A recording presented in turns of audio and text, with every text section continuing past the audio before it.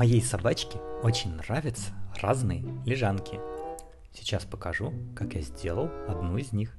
У меня накопилось много разных крупных обрезков льняной ткани. Дополнительно потребуется наполнитель для подушек.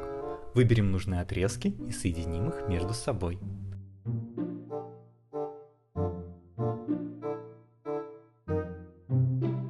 Обработаем край ножницами зигзаг, чтобы они не осыпались.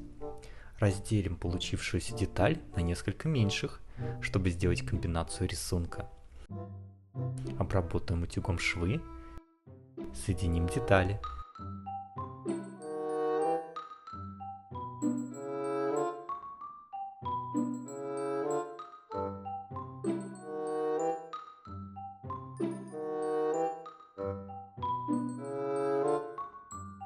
Обработаем края.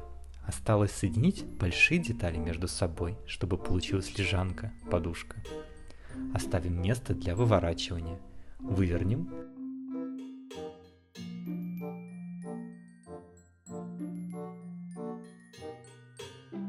Заполним подготовленным материалом, закроем шов вручную и сделаем стяжки. И все готово. Красивая лежанка-подушка для собачки своими руками из обрезков ткани. Спасибо. Пока-пока.